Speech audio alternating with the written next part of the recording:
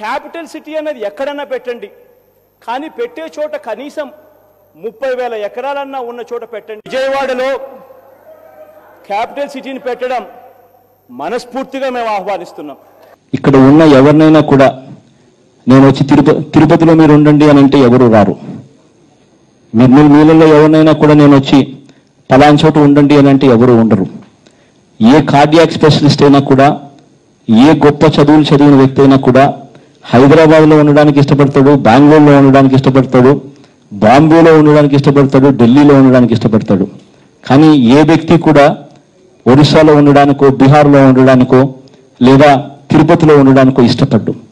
కారణం ఆ వ్యక్తికి తన ఓన్ చేసుకునే గొప్ప సిటీ ఒకటి కావాలి.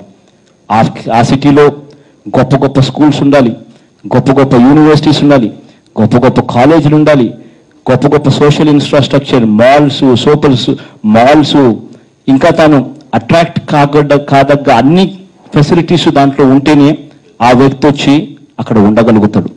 ఆ సిటీని క్రియేట్ చేయకపోతే చదువుకున్న యువకుడు ఎవరూ కూడా రాష్ట్రంలో నిలబడ్డు. చదువుకున్న ప్రతి యువకుడు మన రాష్ట్రంలో నిలబడాలి అంటే, అక్కడే ఉండాలి అని అంటే ఇటువంటి గొప్ప సిటీ అవసరం. సౌత్ ఆఫ్రికా లాంటి దేశం చూస్తే దానికి 3 క్యాపిటల్స్ ఉన్నాయి. మనం కూడా మారాలి.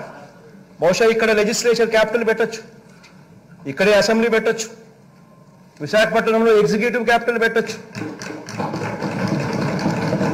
యంత్రాంగం అంతా అక్కడ నుంచి పనిచేయడం మొదలు పెట్టచ్చు, కర్నూలులో హైకోర్టు పెట్టచ్చు. ఈ రకంగా మనమంతా కూడా జ్యుడిషియల్ క్యాపిటల్ ఒకవైపున, ఎగ్జిక్యూటివ్ క్యాపిటల్ మరోవైపున, లెజిస్లేటివ్ క్యాపిటల్ ఇక్కడ, ఇలా రకరకాలుగా మనం కూడా ఆలోచనలు కూడా చేయాల్సిన అవసరం ఉన్న పరిస్థితిలో మనం ఉన్నాం అధ్యక్ష. బహుశా ఆంధ్ర రాష్ట్రానికి బహుశా 3 క్యాపిటల్ వస్తాయేమో. Executive capital, legislative capital, judicial capital, 3 capital కూడా రావాల్సిన పరిస్థితి కనిపిస్తా ఉంది అధ్యక్ష.